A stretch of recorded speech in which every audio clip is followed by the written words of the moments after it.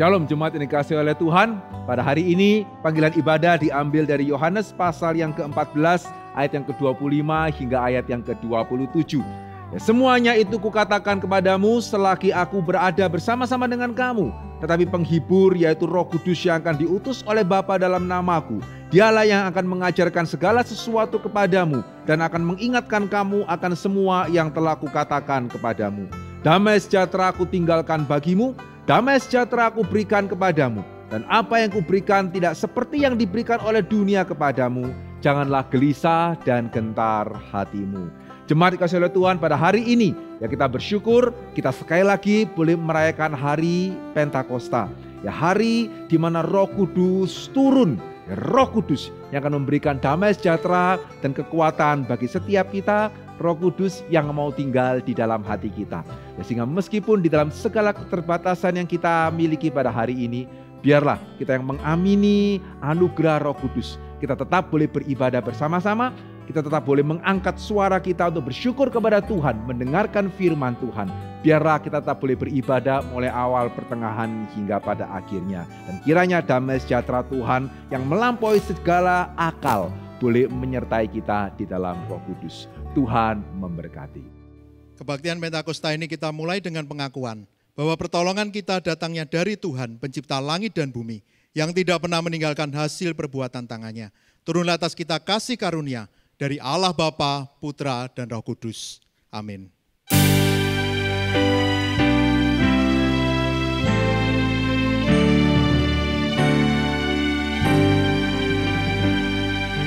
Hormat bagi Allah Bapa, hormat bagi Anak dan Roh Kudus, dari mula sampai sekarang dan seterusnya, termulia.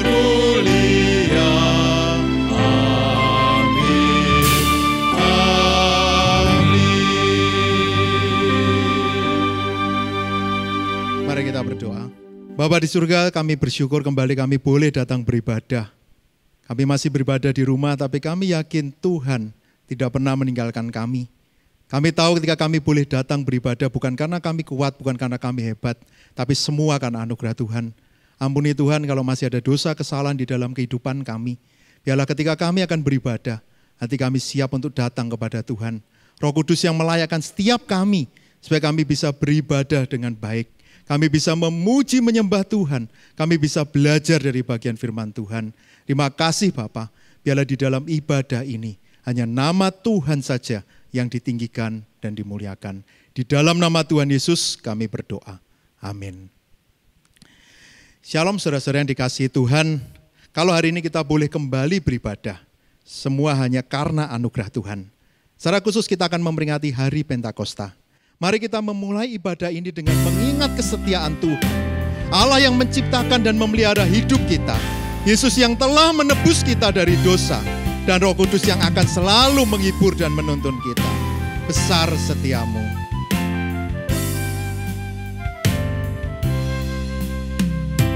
Besar setiamu.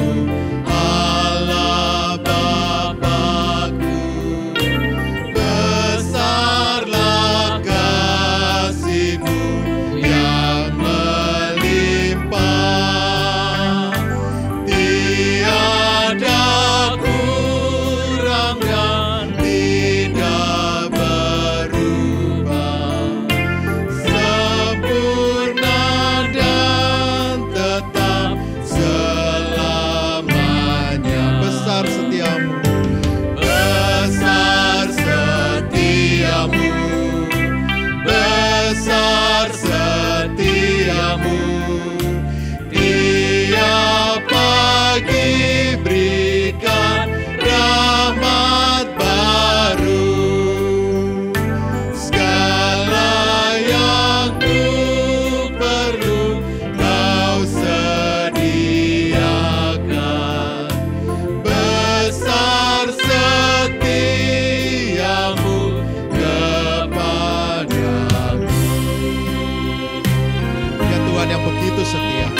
Tuhan yang telah mengampuni setiap kita, memberikan damai dalam hidup kita.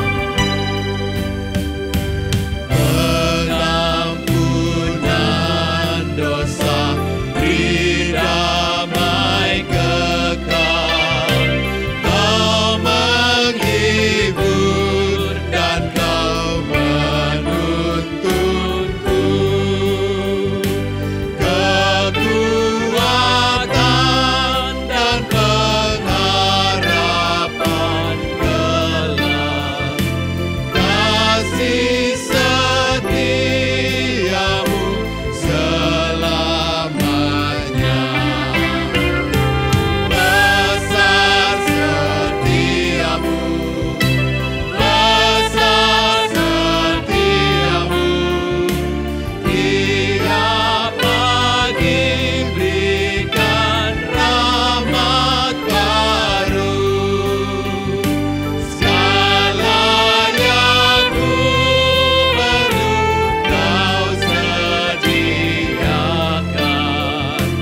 Besar setiamu kepadaku. Besar setiamu dengan sepenuh hati. Besar setiamu, besar setiamu, tiap pagi berikan rahmat baru. Segala yang ku perlu Kau sediakan. Besar setiamu kepadaku.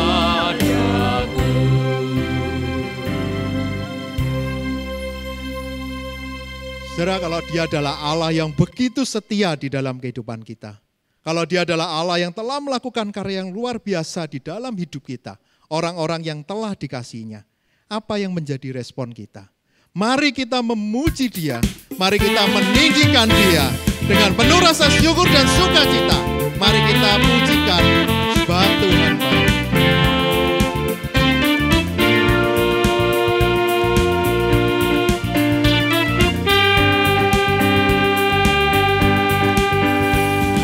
Masuk gerbangnya bersyukur dengan penuh pujian, bersuka di hadiratnya, nyanyi besarkan agung namanya. Puji Dia tiuplah sangkakala, musik dan tarian. Semua makhluk di bumi di surga dengan senang hati naikkan pujian, sebab Tuhan baik, sebab Tuhan baik, sebab Tuhan baik, anugerahnya kekal selamanya. Sebab Tuhan baik, sebab Tuhan baik, sebab Tuhan baik, sebab Tuhan baik, anugerahnya kekal selamanya. Mari kita terus memuji Dia, mari kita terus meninggikan Dia, Tuhan yang baik.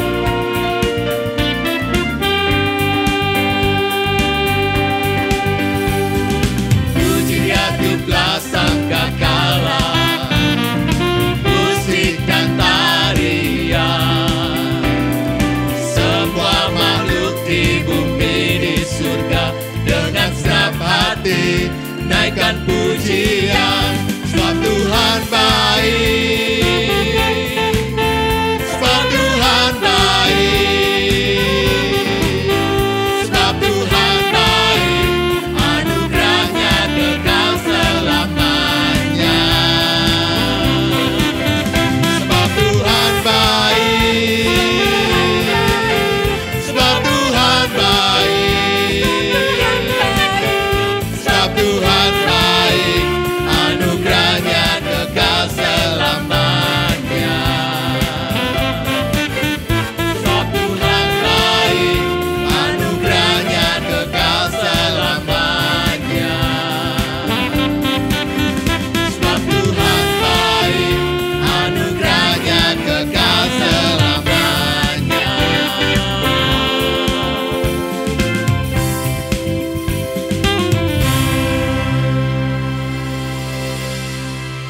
Ada seorang yang bernama Horatio Spafford. Dia mempunyai seorang anak. Kemudian anaknya ini meninggal karena sakit. Dia cukup kaya, tapi kemudian usahanya bangkrut karena sebuah kebakaran yang hebat. Tetapi Tuhan memulihkan keluarganya. Akhirnya dia hidup bahagia bersama dengan istri dan keempat anaknya. Suatu kali dia ingin mengajak keluarganya untuk beristirahat dan berlibur sekaligus mendengarkan seminar dari D.L. Moody di Inggris. Karena ada urusan pekerjaan dia tidak bisa berangkat bersama dengan keluarganya. Anak dan istrinya terlebih dahulu berangkat. Tetapi kapal yang ditumpangi oleh mereka kemudian tenggelam. Keempat anaknya meninggal dan hanya istrinya yang selamat. Satu hal yang luar biasa. Ketika dia di dalam perjalanan untuk mencari anaknya, dia menciptakan lagu It Is Well With My Soul. Nyamanlah jiwaku. Menjadi satu pengakuan imannya bahwa meskipun ada susah menimpa, jiwanya tenang karena ada Tuhan yang menuntun. Begitu juga dengan kehidupan kita. Mari apapun yang kita alami saat ini, biarlah kita tenang bersama dengan Dia. Roh Kudus tinggal dan berkuasa di dalam hati kita. Kita yakin hidup kita aman di tangan Tuhan. Hidupku tenang dan aman, ataupun susah menimpa.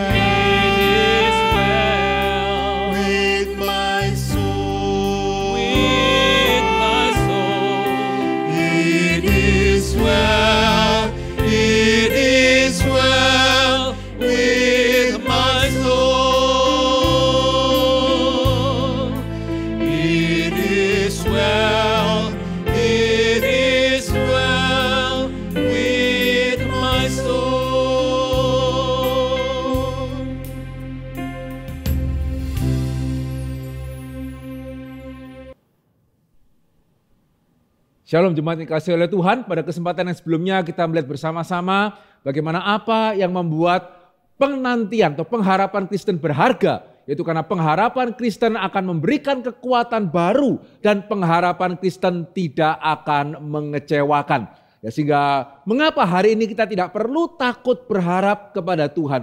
Bukan karena tidak ada pengharapan yang tidak mengecewakan, tetapi karena pengharapan Kristen tidak akan mengecewakan karena dasarnya itu jelas. Ya, mengapa pengharapan Kristen tidak akan mengecewakan tetapi justru memberikan kekuatan yang baru? Karena yang pertama kita melihat kasih Allah dinyatakan di dalam Yesus yang mati bagi kita orang durhaka. Dan yang kedua kita melihat juga kasih Allah dinyatakan dengan sama jelasnya ketika Roh Kudus mau tinggal di dalam hati setiap orang yang percaya. Ya, pada kesempatan sebelumnya kita melihat bersama-sama bagaimana ketika Roh Kudus mau tinggal di dalam hati kita yang sebetulnya sangat tidak layak untuk ditinggali. Itu menunjukkan suatu bukti kasih Allah yang tidak kalah dengan pada waktu Allah menyatakan kasih-Nya melalui kematian anaknya di atas kayu salib. Sehingga hari ini kita bersama-sama merayakan hari Pentakosta. Sehingga kita akan secara khusus berfokus kepada apa sebetulnya yang Roh Kudus kerjakan di dalam dunia ini. Apa yang Roh Kudus kerjakan di dalam hati kita. Mengapa kita harus sungguh-sungguh bersyukur akan hari Pentakosta. Mari sebelumnya kita sekali lagi masuk di dalam doa. Bapa dalam kerajaan surga, kami bersyukur dan berterima kasih sekali lagi ya Tuhan, hari ini kami boleh kembali merayakan hari Pentakosta. Meskipun di dalam situasi yang sangat terbatas, biar sekali lagi ya Tuhan kami boleh semakin menyadari betapa kasih Tuhan yang sudah dinyatakan dengan begitu nyata melalui karya salib. Kasih Tuhan juga yang boleh dinyatakan dengan sama nyatanya melalui Roh Kudus yang datang pada hari Pentakosta. Nyatakanlah kiranya kebenaran-Mu kepada setiap kami. Pakailah hamba-Mu di dalam segala keterbatasannya. Terima kasih ya Tuhan. Dalam nama Yesus kami berdoa dan kami bersyukur. Amin. Nah saudara, pada kesempatan-kesempatan yang sebelumnya kita sudah bersama-sama melihat dari Roma pasal yang ke-5. Ya, untuk kesempatan kali ini di dalam seri paradoks kita, saya ingin mengajak kita melihat dari Roma pasalnya yang ke-8 ayat yang ke-14 hingga ayatnya yang ke-16 yang berbunyi demikian. Roma 8 ayat yang ke-14, semua orang yang dipimpin Roh Allah adalah anak Allah. Sebab kamu tidak menerima roh perbudakan yang membuat kamu menjadi takut lagi, tetapi kamu telah menerima roh yang menjadikan kamu anak Allah. Oleh roh itu kita berseru ya Aba, ya Bapa. Roh itu bersaksi bersama-sama dengan roh kita bahwa kita adalah anak-anak Allah. Nah saudara, seperti yang tadi saya mengatakan, hari ini kita sebetulnya bersama-sama merayakan hari Pentakosta. Ya kalau pada waktu kita merayakan hari Paskah, saya percaya tidak ada hamba Tuhan yang merasa perlu bertanya, saudara tahu hari ini kita merayakan hari apa? Ya demikian pula. Pada waktu kita merayakan hari Natal, apalagi hari Natal begitu ya, akan sangat-sangat aneh sekali kalau hamba Tuhan kemudian masih harus tanya, saudara tahu ini bulan Desember kita merayakan apa? Begitu ya, saudara akan merasa ini hamba Tuhannya berlebihan sekali. Karena siapa yang tidak tahu hari Natal? Siapa yang tidak tahu itu hari Jumat Agung dan Paskah? Tetapi saudara, betulkah semua hari ini yang menyaksikan kebaktian pada pagi hari ini di rumah, saudara masing-masing tahu bahwa hari ini adalah hari Pentakosta? Ya, saya harapkan mestinya iya ya, karena minggu lalu itu sudah diingatkan. Tetapi kalau seandainya minggu lalu sudah tidak diingatkan, saya kalau boleh jujur mengatakan mungkin bisa-bisa tidak semua, atau jangan-jangan tidak banyak di antara saudara yang tahu bahwa hari ini kita sedang merayakan hari Pentakosta. Betul? Ya, jujur mau mengaku? Atau jangan-jangan yang minggu lalu sudah diingatkan pun lupa ya. Kalau hari ini merupakan hari Pentakosta ya. Kenapa? Ya karena hari ini kita melihat karya Roh Kudus memang seringkali tidak kasat mata. Betul ya? Kalau kelahiran Yesus ada bayinya, ya kematian Yesus ada kayu salibnya, kebangkitan Yesus ada kubur yang kosongnya, begitu ya. Maka kedatangan Roh Kudus itu seperti apa? Ya karya Roh Kudus itu seperti apa? Sehingga sampai hari ini saya menjadi orang Kristen ya, sangat jarang atau bahkan mungkin tidak pernah ya melihat drama di gereja itu mengenai hari Pentakosta. Ya kalau drama Natal, drama Paskah itu banyak. Tapi bagaimana mendramakan Roh Kudus yang datang pada hari Pentakosta, gedung yang bergoncang, begitu ya, suara yang gemuruh, kemudian seperti lidah api ya, berarti bukan lidah api, ya sehingga seperti lidah api itu kayak apa ya, saudara kita tidak jelas, seperti apa ya gemuruh sehingga sampai membuat orang-orang satu Yerusalem itu kemudian berkumpul di tempat di mana para murid berkumpul dan Roh Kudus turun di sana. Ya, itu gemuruhnya seperti apa? Gempa bumi kah? Yaitu satu peristiwa yang sulit untuk digambarkan secara nyata. Lebih gampang mungkin menggambarkan malaikat yang menyanyi di surga pada waktu Yesus lahir, ya bertemu dengan gembala, ketimbang kalau kita betul-betul harus menggambarkan Roh Kudus turun itu seperti apa. Dan bukan hanya itu ya, kalau Yesus mati bagi kita, ya kita bisa menggambarkan Roh Kudus kemudian bekerja, caranya kayak apa ya? Suara Roh Kudus itu seperti apa? Ya, sehingga bisa jadi ya hari ini mengapa banyak orang Kristen itu tidak terlalu menganggap penting hari Pentakosta, ya karena memang karya Roh Kudus seringkali tidak kasat mata. Seperti yang Yesus katakan kepada Nikodemus, seperti angin. Kamu tidak tahu itu berasal dari mana, kamu tidak tahu itu akan kemana, begitu ya. Tetapi sebetulnya engkau tahu itu ada. Ya, demikian pula sama ya. Roh Kudus meskipun kita tidak pernah mungkin mendengarkan kayak apa ya suaranya Roh Kudus, bagaimana dia bekerja di dalam hati kita, tapi ada dua hal.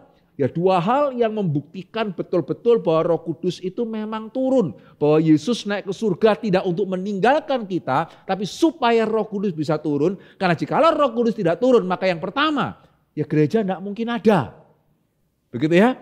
Banyak orang yang meragukan betulkah Yesus bangkit. Yang berarti kalau Yesus tidak bangkit, dia tidak mungkin naik. Yang berarti kalau dia tidak naik, Roh Kudus tidak mungkin turun. Tetapi saudara perhatikan baik-baik, orang yang mengatakan Yesus tidak pernah bangkit dari antara orang mati, tidak ada yang bisa menjelaskan, lalu gereja kok bisa ada? Kok bisa ada orang yang mau percaya kepada Allah yang menjadi manusia kemudian mati dan bangkit? Padahal tidak ada orang pernah melihat orang yang bangkit. Ya, dan bukan cuman kok bisa ada orang yang mau percaya ya, Mesias yang seperti itu. Tetapi juga kok bisa ada banyak orang yang mau percaya. Termasuk orang yang bukan Yahudi. Betul ya? Kok bisa ada banyak orang mau percaya cerita yang begitu susah untuk masuk akal ya? Kok bisa? Itu kuasa dari mana yang bisa meyakinkan bukan hanya ada orang yang percaya, tetapi banyak orang yang percaya. Dan bukan cuma kok ada orang mau percaya, bukan hanya kok banyak orang mau percaya, kok bisa ya ada orang dan bahkan banyak orang mau dianiaya, mau menderita dan bahkan mati. Ya, untuk cerita yang sedemikian susah untuk dimasukkan akal. Jikalau Yesus tidak pernah bangkit dan kemudian tidak naik ke surga, dan Roh Kudus tidak turun untuk mendirikan gerejanya. Ya, sehingga tadi saya mengatakan meskipun kita susah untuk merasa-rasakan Roh Kudus itu bagaimana ya. Ya, tapi di sini kita melihat jikalau tidak ada Roh Kudus, saudara tidak mungkin ada gereja. Ya, karena cerita mengenai keselamatan di dalam firman Tuhan itu terlalu sulit untuk dipercaya oleh orang, apalagi oleh banyak orang, apalagi oleh banyak orang di tengah-tengah penganiayaan dan penderitaan yang sedemikian besar. Tapi kalau hari ini kita melihat gereja boleh berdiri dan tetap ada hingga pada hari ini, termasuk situasi hari ini pun kita tidak bisa beribadah di gereja, kita tetap ibadah secara online. Itu karena ada kuasa Roh Kudus yang turun pada hari Pentakosta. Ini yang pertama. Ya, sehingga bukti pertama akan hadirnya Roh Kudus yang meskipun kita tidak bisa lihat, kita tidak bisa bau begitu ya. Itu adalah berdirinya gereja, dan yang kedua adalah bagaimana kita yang bisa menjadi orang-orang Kristen. Ya, seperti gereja tidak mungkin ada tanpa Roh Kudus bekerja. Demikian juga saudara dan saya tidak mungkin menjadi anak Allah jikalau Roh Kudus tidak bekerja di dalam hati kita. Sehingga di dalam Roma pasal yang ke-8 ayatnya yang ke-14. Ya, dikatakan semua orang yang dipimpin oleh Roh Allah adalah anak Allah. Sebab kamu tidak menerima roh perbudakan yang membuat kamu menjadi takut lagi, tetapi kamu telah menerima roh yang mengadopsi kamu menjadi anak Allah. Yang menjadikan kamu sebagai anak Allah. Ya, di dalam kata Yunaninya berarti yang mengadopsi kamu menjadi anak Allah. Ya, sehingga adopsi di sini merupakan suatu istilah Romawi. Ya, ketika seseorang mengambil yang bukan anaknya sebagai anaknya dan kemudian memberikan anak yang bukan anaknya ini segala hak, segala keistimewaan yang seharusnya menjadi kepunyaan seorang anak kandung. Ya sehingga sebetulnya pengertiannya dari masa itu hingga masa sekarang juga sama ya. Jadi hari ini kita juga melihat adopsi ya kurang lebih mempunyai pengertian yang seperti itu. Ya kita mengambil seorang anak yang bukan anak kita dan kemudian kita memberi dia hak dan keistimewaan sebagaimana layaknya seorang anak. Sehingga di dalam perjanjian lama kita melihat bangsa Israel itu yang dipisahkan dari segala bangsa. Jadi setelah peristiwa Menara Babel, manusia tercerai-berai, manusia tidak bisa mengerti satu dengan yang lain bahasanya, sehingga mereka terpencar ke seluruh muka bumi, sehingga ada begitu banyak bahasa, ada begitu banyak bangsa, dan dari segala bangsa yang ada, Tuhan mengambil satu bangsa, mulai dari Abraham, kemudian mempunyai anak Ishak, kemudian mempunyai anak Yakub, kemudian mempunyai 12 anak yang menjadi yang menjadi bapak dari 12 suku Israel yang kemudian menjadi umat Tuhan. Sehingga di dalam perjanjian lama Israel itu diadopsi oleh Tuhan menjadi bangsa kepunyaannya, diberikan keistimewaan yang tidak diberikan kepada bangsa lain manapun. Ya, dan di dalam perjanjian baru kita melihat kita yang berasal dari berbagai bangsa. Tuhan memanggil kita keluar. Tuhan mengumpulkan kita di dalam gerejanya. Tuhan menjadikan kita anak-anak Allah. Dan semua itu dikerjakan melalui karya Roh Kudus. Nah saudara, hari ini kita akan coba melihat secara lebih mendalam. Bagaimana sebetulnya Roh Kudus itu menjadikan kita sebagai anak Allah. Ya, bagaimana melalui rohnya Allah itu mengadopsi kita. Dua hal yang kita perlu perhatikan dan hal yang kedua itu akan menjadi pokok perhatian kita ya. Karena yang pertama saya sudah sering untuk mengkhotbahkannya, ya Roh Kudus menjadikan kita anak Allah pertama-tama ya dengan mempertobatkan kita. Menyadarkan kita akan dosa-dosa kita ya, sehingga kita bertobat, kita menerima Yesus sebagai Tuhan dan Juru Selamat. Ini satu hal yang saya percaya sebagian besar kita sudah bisa mengamini. Tapi sejauh mana kita juga mengamini hal yang kedua dan bahkan melihatnya sebagai sesuatu hal yang sangat penting. Ya hari ini setiap kita orang Kristen pasti mengamini ya tanpa pertobatan ya tidak ada iman, tidak ada keselamatan. Juga pertobatan ini penting sekali. Pertobatan karya Roh Kudus yang melahirbarukan kita, memungkinkan kita untuk sadar dosa, menerima Yesus sebagai Tuhan dan Juru Selamat. Ini karya yang sangat penting. Amin. Tapi sejauh mana kita juga menyadari bahwa Roh Kudus yang mempertobatkan kita juga meyakinkan kita bahwa kita itu adalah anak-anak Allah. Seperti yang tadi kita baca, Roh Kudus berseru bersama dengan roh kita bahwa kita adalah anak-anak Allah. Oleh roh itu kita berseru, ya Aba, ya Bapa. Berseru di sini bukan cuma sekedar kita tahu. Begitu ya, bukan cuma sekedar oh saya paham, saya mengerti. Ya, comes not from rational consideration nor from external testimony alone. Bukan cuma sekedar karena hamba Tuhan ngomong, kamu anak Allah, guru sekolah minggu ngomong, kamu anak Allah. Bukan cuma itu, ya tetapi dari dalam hati yang terdalam. But from a truth deeply felt and intensely experienced. Ya sehingga sekali lagi ya, karena karya Roh Kudus itu tidak kasat mata, kita mungkin berpikir, kapan ya saya pernah deeply felt? Ya benar-benar merasakan. Kapan ya saya pernah intensely experience, ya mengalami sampai sedemikian intens. Ya, sehingga banyak orang kemudian menganggap kalau sampai saya belum mengalami satu fenomena tertentu, entah getar, entah apa begitu ya. Sepertinya Roh Kudus belum masuk ke dalam hati saya ini. Ya, sehingga Roh Kudus bolehkah masuk ke dalam hati saya? Ya, sehingga saya bisa merasakan getaran itu begitu ya. Sehingga saya tahu bahwa saya adalah anak Allah. Karena sepertinya gak pernah loh. Ya, apalagi kita yang dari Kristen, dari kecil itu Kristen ya. Dari kecil itu sudah sekolah minggu ya. Kita seringkali lebih mirip Petrus ketimbang Paulus. Betul ya? Kalau Paulus itu gampang. Kapan kamu itu deeply felt, betul-betul merasakan, diguncang oleh Tuhan. Ya waktu Damaskus. Betul ya, perjalanan dia ke Damaskus di situ, wah Paulus bertobat, ya Tuhan Yesus menyatakan diri, dia tergoncang begitu ya, sehingga akhirnya dari penganiaya itu menjadi pembela iman Kristen. Tapi kalau Petrus kapan ini? Ya, waktu dipanggil Tuhan, menjadi muridnya, ya waktu sadar, setelah menyangkal, ya waktu dengar khotbahnya Tuhan Yesus, khotbah yang mana? Ya, waktu dia bisa menyatakan, oh engkaulah Mesias anak Allah, yang mana ini? Nah, saudara, seringkali kita seperti Petrus ya, sehingga kita bingung, kapan ini? Saya pernah deeply felt, ya pernah merasakan secara mendalam, saya anak Allah. Tapi saudara, di sini saya ingin mengatakan bahwa ya seringkali ya, memang karya Roh Kudus tidak kita sadari. Dan hari ini salah satu yang iblis upayakan adalah membuat kita kurang begitu menyadari atau mensyukuri adopsi. Ya hanya mensyukuri pertobatan begitu ya. Tapi hari ini kok saya boleh mengatakan jikalau karya Roh Kudus itu tidak nyata di dalam hati kita. Saudara dan saya hari ini mungkin ikut kebaktian online saja tidak bisa. Ya, sehingga hari ini kenapa ya? Kita masih bisa menjadi orang Kristen.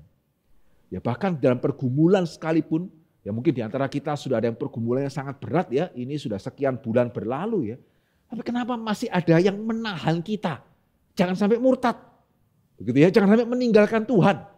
Ya karena seringkali ya, seperti seorang anak yang mengatakan kepada orang tuanya, papa, mama, itu jahat. Ya, mereka sambil mengatakan seperti itu, sambil sebetulnya dalam hatinya sadar orang tuanya mengasihi dia. Ya karena jikalau tidak, mereka tidak akan berani mengatakan papa mama jahat, kemudian banting pintu masuk kamar begitu ya.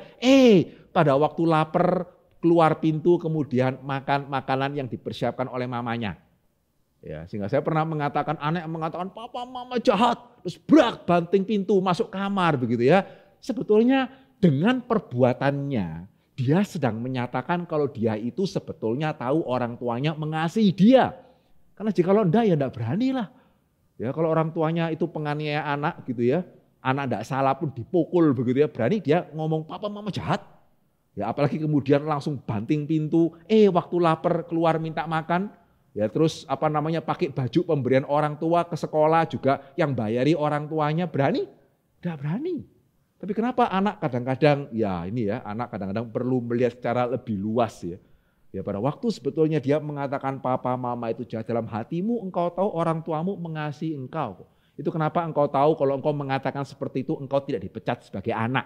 Gitu ya. Engkau tidak diusir keluar dari rumah. Itu kenapa engkau berani mengatakan kalimat seperti itu. Karena dalam hatimu engkau tahu orang tuamu akan tetap mengasihi kamu bahkan setelah engkau mengatakan kalimat seperti itu. Terus keyakinan itu dari mana?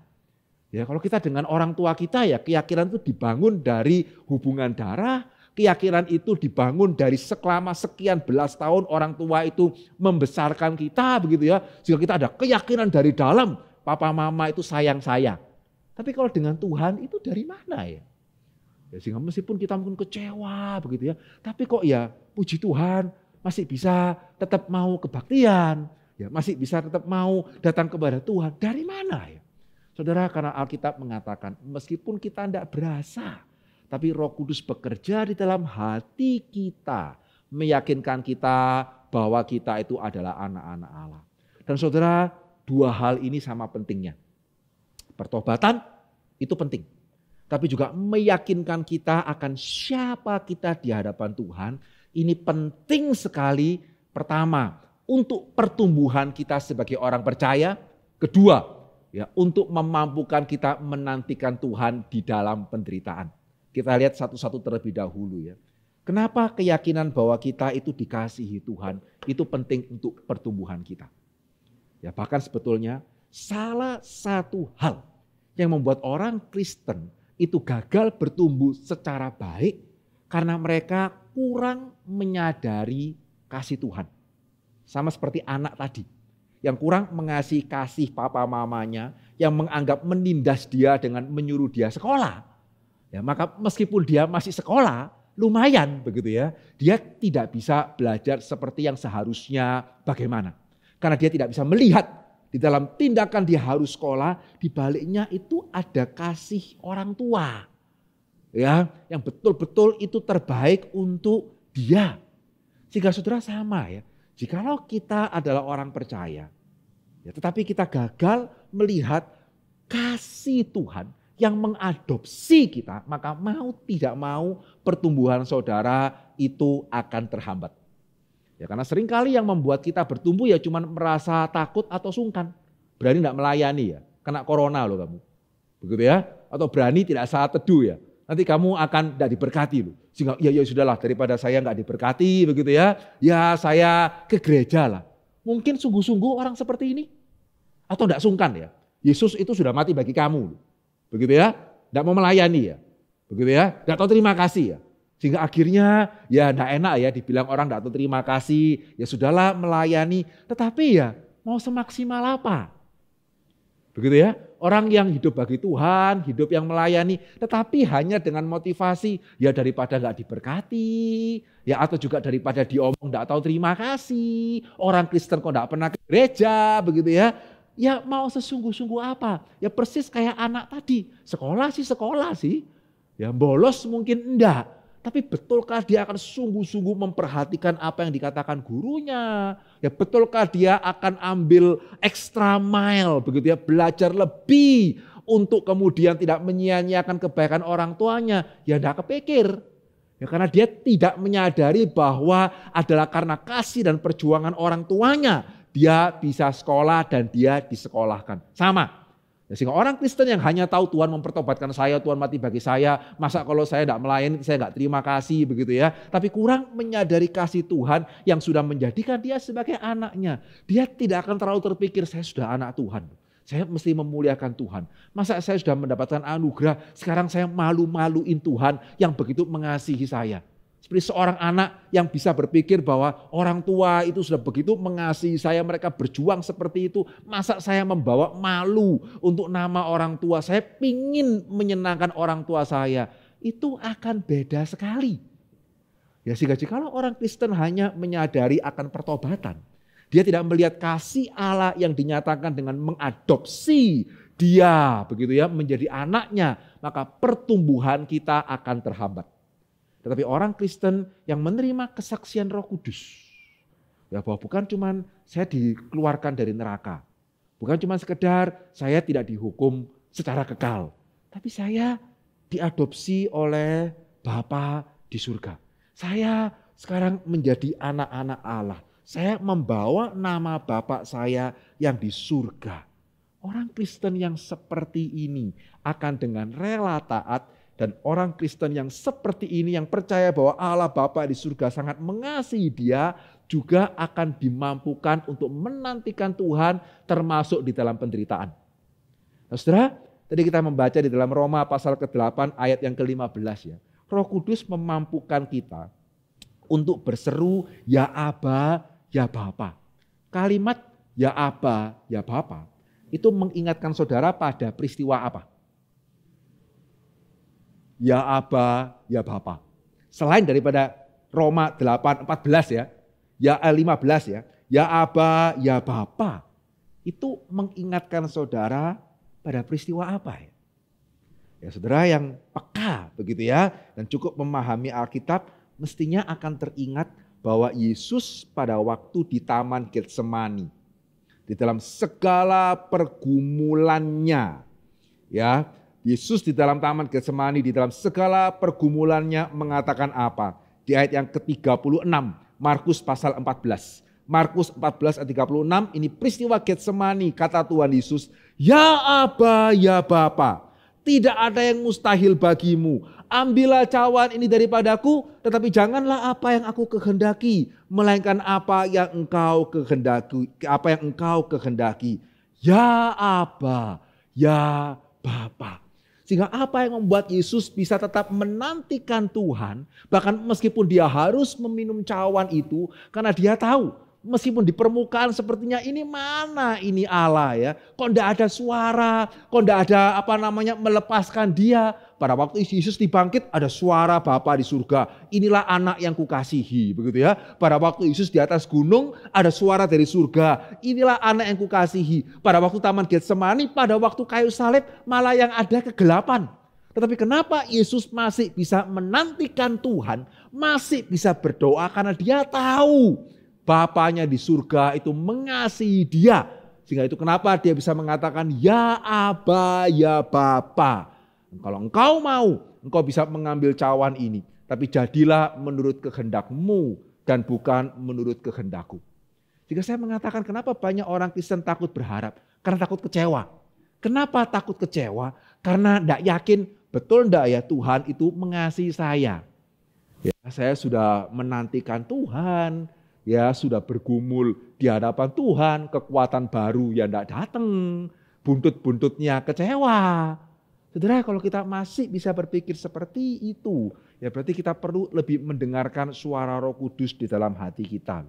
Kita perlu lebih merenungkan lagi firman Tuhan yang disampaikan kepada kita setiap minggunya. Karena itu berarti saudara tidak yakin di dalam hati saudara bahwa Bapa di surga itu adalah Aba kita. Yang berarti Papa kita, Ayah kita, Bapa kita di surga. Ya, sehingga kesadaran akan kasih Tuhan membuat kita mempunyai relasi. Kita tahu dia bukan cuma Bapa yang jauh di atas sana ya. Dia Papa, Aba. Begitu ya, Ayah. Dan dari relasi ini timbullah suatu kesanggupan untuk rela taat. Karena kita percaya tidak mungkin Bapa di surga tidak memperhatikan kita. Tidak mungkin dia tidak merencanakan apa yang baik bagi kita. Sehingga bahkan seandainya seperti Tuhan Yesus kita harus minum cawan. Yang kita kalau bisa tidak minum. Tetap kita percaya tidak ada yang terjadi pada kita yang tidak didasari oleh kasih Tuhan kepada kita. Sehingga kesadaran akan kasih Tuhan memampukan kita berelasi dengan Tuhan. Dan relasi itu memampukan kita untuk taat, termasuk menyanggupkan kita untuk menantikan Tuhan. Ya, sehingga sejauh mana kita menyadari karya Roh Kudus yang bukan hanya mempertobatkan kita, tetapi mengadopsi kita. Termasuk meyakinkan kita bahwa kita itu adalah anak-anak Allah. Nah, saudara, kesadaran ini penting. Karena seperti tadi saya mengatakan, seorang anak kandung ini, bukan anak angkat. Anak kandung yang dari kecil dibesarkan oleh orang tuanya. Kadang-kadang karena pengaruh teman, begitu ya, atau juga karena kita masih anak yang berdosa, bisa merasa orang tua kurang mengasihi loh. Ya, bahkan masih bisa mengatakan orang tua jahat dan seterusnya. Tidak lihat realitanya. Jika demikian pula ya, kita perlu menyadari salah satu yang iblis kerjakan. Selain berusaha meyakinkan kita, kamu tidak berdosa, begitu ya. Kamu itu tidak perlu penebusan, begitu ya. Siapa yang mengatakan kamu itu tidak ada neraka. Selain itu, ya bagaimana iblis juga berusaha menjauhkan kita dari kasih Tuhan. Ya, sehingga hari ini menyambut hari Pentakosta, ada baiknya kita coba sedikit lebih dalam merenungkan mengenai adopsi. Ya, karena salah satu hal yang Roh Kudus kerjakan untuk meyakinkan kita, untuk membawa kita mengerti kasih Allah adalah dengan mengadopsi kita dan menyatakan di dalam hati kita bahwa kita itu adalah anak-anak Allah. Tapi masalahnya adopsi itu hari ini istilah yang positif atau yang negatif. Ya, hari ini adopsi itu identik dengan penerimaan atau identik dengan penolakan. Kalau ada misalnya di antara saudara hari ini yang mempunyai anak adopsi, seringkali itu merasa lega atau merasa gelisah. Gimana ya cara ngomong ke anak saya ya? Perlu ngomong atau tidak? Demikian pula, jika andai kata ada di antara saudara yang misalnya merupakan anak adopsi, apakah hal itu membuat saudara itu bersuka cita? Karena saya satu dan lain hal tidak bisa dibesarkan oleh orang tua kandung saya. Tapi puji Tuhan, ada orang tua yang bukan orang tua kandung. Kok mau ya membesarkan saya?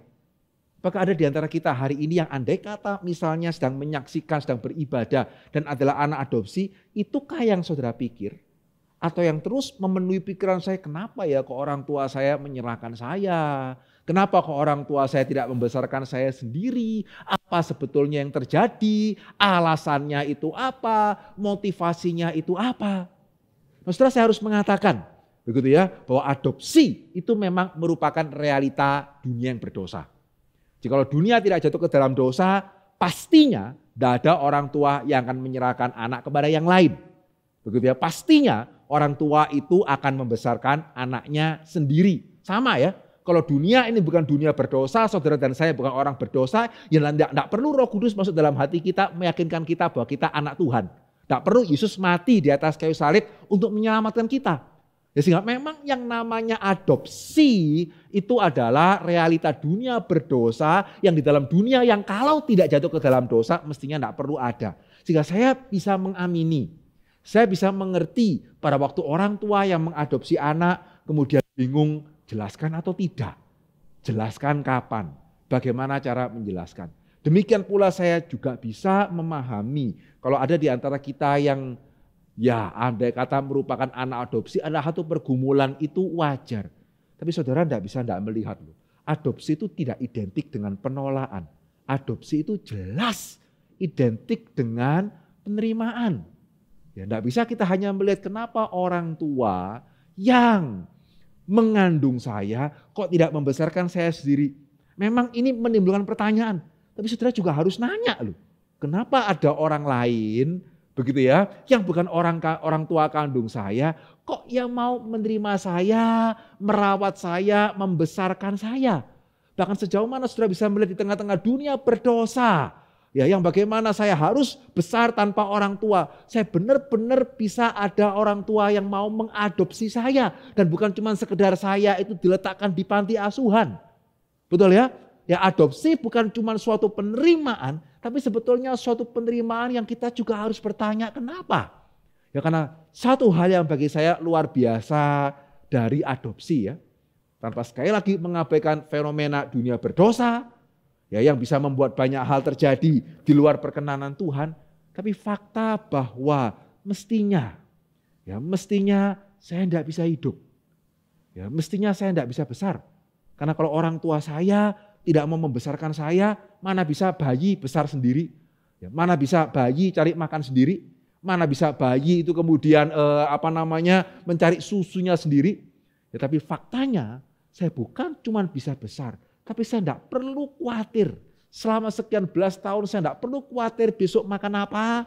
Ya, selama sekian belas tahun saya tidak perlu khawatir kalau hujan ini saya mesti tidur di mana. Selama sekian belas tahun saya tidak perlu khawatir untuk saya sekolah itu bagaimana, siapa yang bayar. Kalau saya tidak sekolah besar mau jadi apa. Satu hal yang bagi saya luar biasa ya.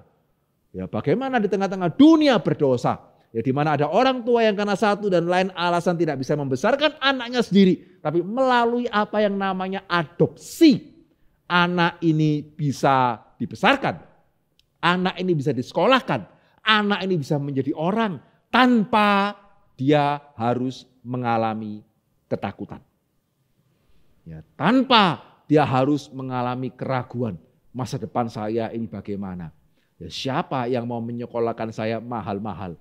Ya, siapa yang mau membawa saya ke dokter yang baik kalau saya sakit dan sakitnya termasuk sakit yang susah disembuhkan? Saudara, fakta bahwa seorang anak adopsi yang diadopsi oleh keluarga yang baik tidak perlu merasa takut. Ya, pada hal-hal seperti itu seharusnya menunjukkan kepada kita betapa indahnya meskipun memang tidak ideal, tapi betapa indahnya apa yang adopsi itu lakukan bagi setiap kita. Jika pada waktu kita menyadari hal ini ya, dan kita melihat bagaimana Tuhan mau mengadopsi kita, harusnya kita bukan hanya bersyukur, tetapi double bersyukur kepada Tuhan. Saya percaya anak adopsi harusnya bersyukur. Karena ada orang tua yang bukan orang tua kandungnya dia, boleh melepaskan dia dari segala kekhawatiran tinggal di dalam dunia yang begini penuh dengan kesulitan.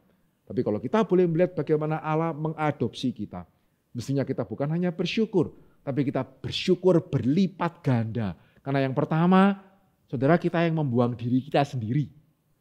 Ya, tadi saya mengatakan mungkin anak yang diadopsi ada pergumulan ya. Karena meskipun memang ini ada orang yang mau mengadopsi saya, tapi kenapa kok saya perlu diadopsi?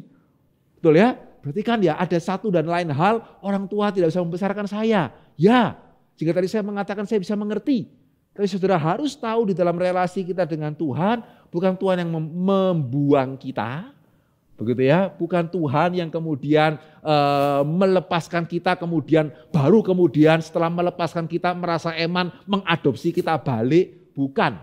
Tetapi kita yang membuang diri kita sendiri dari hadapan Tuhan karena kita berdosa. Dan yang kedua yang buat kita harus lebih bersyukur lagi, Tuhan tidak apa-apa loh kalau tidak mengadopsi kita.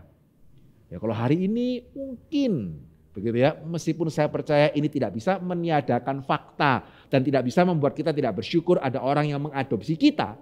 Tapi mungkin saudara ada berpikir, ya karena dia tidak punya anak, maka dia mengadopsi saya itu sebagai anaknya. Sehingga memang saya bersyukur, tapi kan dia juga perlu, begitu ya. Dia juga perlu saya sebagai seorang anak. Mungkin, begitu ya. Meskipun tadi saya mengatakan itu tidak meniadakan fakta bahwa selama sekian belas tahun dia sudah merawat kita sebagai anaknya.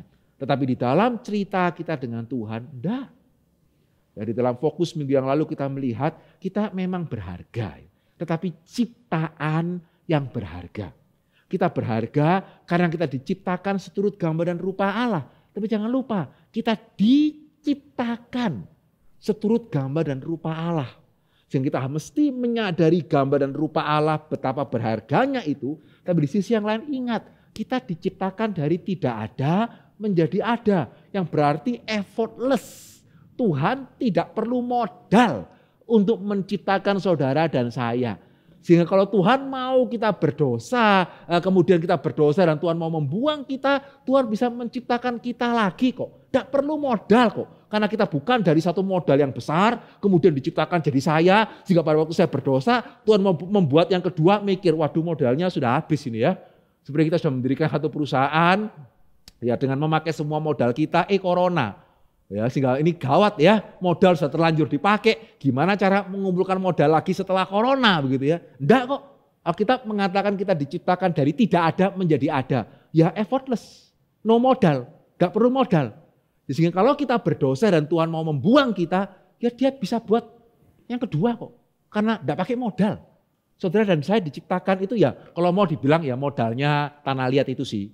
Yang Tuhan juga bisa ciptakan dari tidak ada menjadi ada. Begitu ya, modal kita kan itu kan, tanah liat yang dihembusi oleh Roh Allah. Yang dua-duanya sebetulnya Tuhan bisa membuat lagi. Sehingga pada waktu kita menyadari hal ini, siapa kita di hadapan Tuhan. Dan kita menyadari kita yang membuang diri kita dari hadapan Tuhan. Dan kita menyadari bagaimana Tuhan bukan hanya sekedar menyelamatkan kita melalui korban Yesus mati di atas kayu salib. Tetapi juga melalui Roh-Nya mengadopsi kita sebagai anaknya. Sehingga hari ini kita boleh berdoa, Bapa kami yang di dalam kerajaan surga. Sejauh mana kita menyadari anugerah Tuhan bagi saya itu besar sekali. Tidak ada anak di panti asuhan yang ketika ada anak yang lain itu mendapatkan orang tua yang mengambil anak yang lain. Dia merasa bahwa ini orang tua yang mengambil teman saya jahat. Kenapa tidak mengambil saya sekalian? Tidak ada. Betul ya? Karena dia tahu baik dia maupun temannya tidak ada yang layak diambil kok.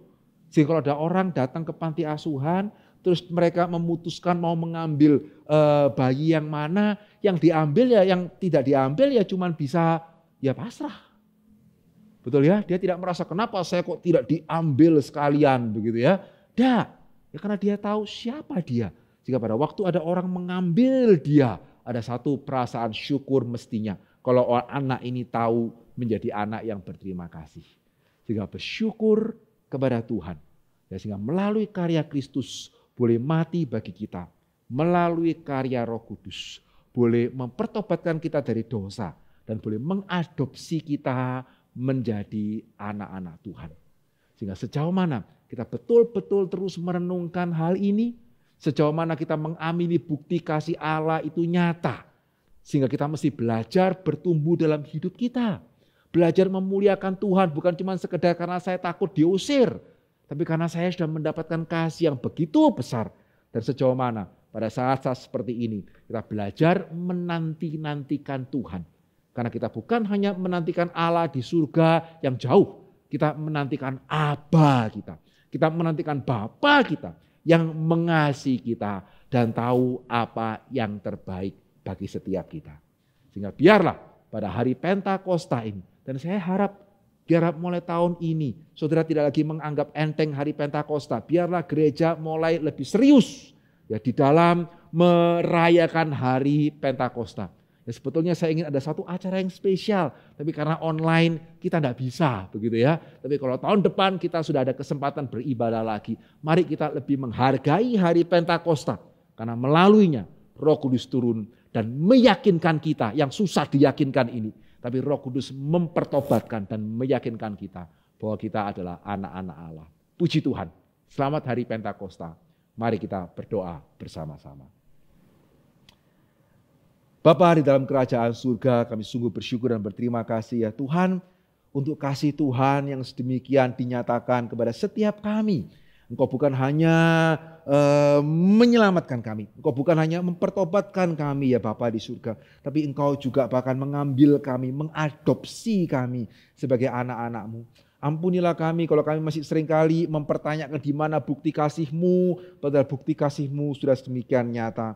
Ampunilah kami kalau seringkali kami menjadi anak-anak yang kurang berbakti, anak-anak yang kurang tahu berterima kasih, anak-anak yang kurang ingin mempermuliakan Bapa di surga yang sudah sedemikian mengasihi kami. Tapi kami bersyukur ya Tuhan, Tuhan tidak pernah meninggalkan kami. Kami bersyukur untuk Roh Kudus yang terus menjaga hati kami, meyakinkan kami sebagai anak-anak Tuhan. Sehingga kami sampai hari ini tidak menjadi anak Tuhan yang murtad. Biarlah kami sekali lagi mengamini kasih Tuhan. Sehingga di dalam hidup kami ada kerinduan untuk boleh melayani Tuhan, kerinduan untuk bertumbuh di dalam kehidupan Kristen. Demikian pula pada saat-saat yang tidak menentu seperti ini, kami berani untuk menantikan Tuhan dan berharap kepada Tuhan. Ya Bapa dalam kerajaan surga, pada kesempatan hari ini juga hamba-Mu sekali lagi berdoa, biarlah setiap anak-anak Tuhan boleh mengamini hari Pentakosta. Biar anak-anak Tuhan boleh mensyukuri keberadaan Allah Roh Kudus yang mau tinggal di dalam hati kami, menyadarkan kami bahwa kami adalah anak-anak Tuhan.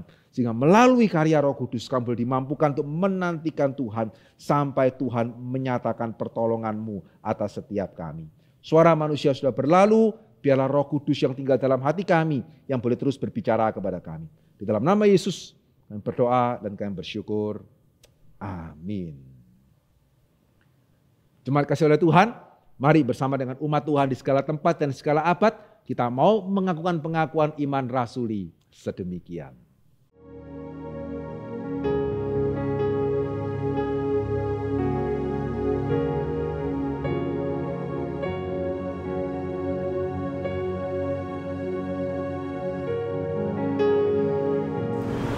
Aku percaya kepada Allah, Bapa yang Maha Kuasa, Khalik langit dan bumi. Dan kepada Yesus Kristus, anaknya yang tunggal, Tuhan kita. Yang dikandung dari Roh Kudus, lahir dari anak darah Maria. Yang menderita sengsara di bawah pemerintahan Pontius Pilatus. Disalibkan, mati dan dikuburkan, turun ke dalam kerajaan maut. Pada hari yang ketiga, bangkit pula dari antara orang mati. Naik ke surga, duduk di sebelah kanan Allah, Bapa yang Maha Kuasa. Dan dari sana Ia akan datang untuk menghakimi orang yang hidup dan yang mati. Aku percaya kepada Roh Kudus, Gereja yang kudus dan am, persekutuan orang kudus, pengampunan dosa, kebangkitan tubuh, dan hidup yang kekal. Amin. Amin. Amin. Amin. Amin. Setelah kita mendengarkan firman Tuhan, biarlah kita meresponinya dengan mau terus dipimpin oleh Roh Kudus. Kita mau bangkit dan melakukan yang terbaik bagi Tuhan. Mari kita menyanyikan lagu Bangunkan Jiwaku yang Lesu sambil kita memberikan persembahan kita.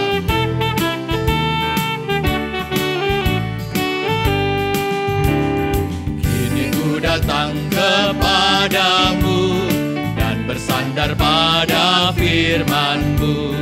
Dengarkanlah doaku ini, oh bangunkan jiwaku yang lesu.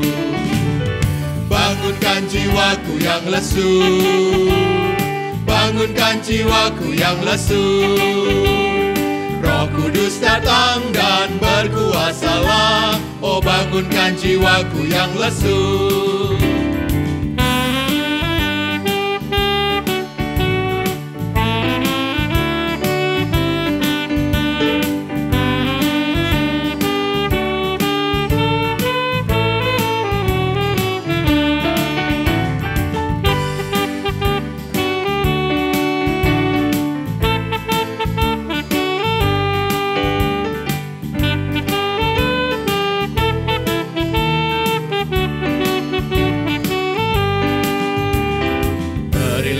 Kebangunanmu agar supaya ku senanglah, beriku kuasa kemenangan, oh bangunkan jiwaku yang lesu.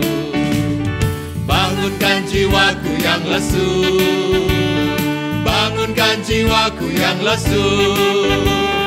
Roh Kudus datang dan berkuasalah, oh bangunkan jiwaku yang lesu. Mari kita berdoa. Bapa di surga, inilah persembahan yang kami berikan. Biarlah bukan hanya harta yang kami punya, tapi seluruh hidup kami mau persembahkan bagi Engkau. Tuhan yang mau berkati persembahan ini bisa dipakai untuk pekerjaan Tuhan. Di dalam nama Tuhan Yesus kami berdoa. Amin. Biarlah di akhir ibadah ini, segala kemuliaan hanya kita berikan kepada Allah Bapa, Allah Putra, dan Allah Roh Kudus. Untuk semua.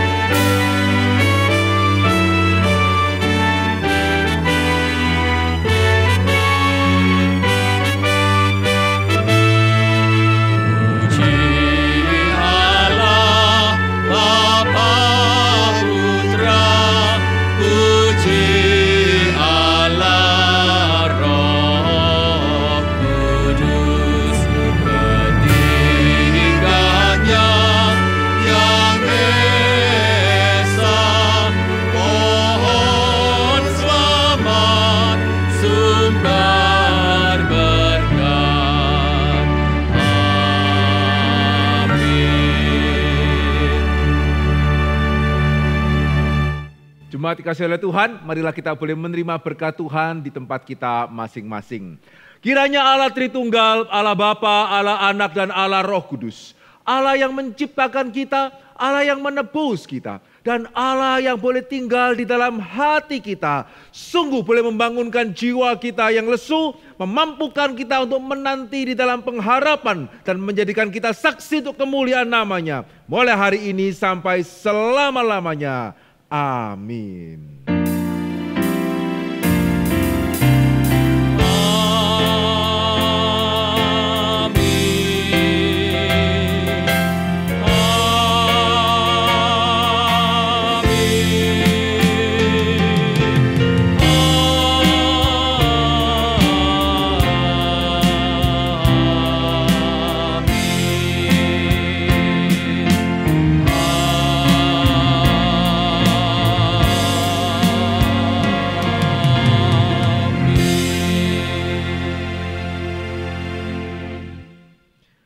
Bersyukur meskipun di tengah segala keterbatasan kita boleh bersama-sama merayakan hari Pentakosta.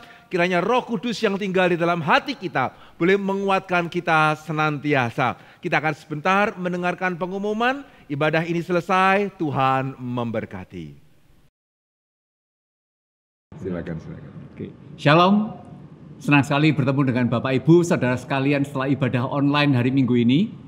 Bapak Ibu sekalian, ada beberapa pengumuman yang penting. Saya ditemani oleh Pendeta Henry di sini. Mengingatkan untuk yang peserta fokus Fondasi Kekristenan untuk Semua, minggu ini adalah pendaftaran yang terakhir. Saya sangat terberkati dengan tanya jawab yang minggu lalu. Itu banyak pertanyaan-pertanyaan yang bagus, termasuk euthanasia dan juga bagaimana tentang bayi tabung. Jawaban-jawaban Pak Henry sangat memberikan berkat bagi kita semua, bagaimana firman Tuhan, bagaimana sebagai orang percaya kita menyikapinya. Jadi jangan lupa jam 11 hari ini untuk mengikuti kelas fokus. Lalu yang kedua, kita bulan Juni ini ada acara spesial untuk YCF, ada 2 kali webinar. Yang pertama 12 Juni oleh Pastor Andrew Liu. Mungkin Pak Andrew bisa memberikan sedikit pesan singkat ya untuk tentang Pastor Andrew Liu ini. Ya, kita bersyukur sekali ya kalau Pastor Andy boleh mengisi webinar di YCF untuk bulan Juni nanti. Ya, salah seorang hamba Tuhan dari CFC, ya gereja yang sudah mungkin kenal Pastor Edmund Chan begitu ya. Dari CFC, Pastor Andy juga berasal dari CFC. Ya, saya kenal beliau secara pribadi, seseorang yang kesaksian hidupnya sangat baik, kesaksian keluarganya juga sangat baik begitu ya, dan juga salah seseorang yang saya sendiri banyak terberkati oleh firman yang dia sampaikan. Ya, sehingga ini satu kesempatan yang sangat baik yang kiranya kita tidak menyia-nyiakannya. Akan membawakan tema mengenai keluarga ya. Betul, tentang family discipleship in time of disruption. Jadi sangat-sangat relevan untuk konteks saat ini. Dan saya dengar Pak, kalau Pastor Andy Liu itu untuk perjalanannya ikuti Tuhan, itu dia itu kan dari Amerika. Dia ke Singapura, terus habis itu ke China selama 3 tahun, terus habis itu sekarang settle di Bandung. Ya. Jadi keliling dunia ya Pastor Andy Liu ini.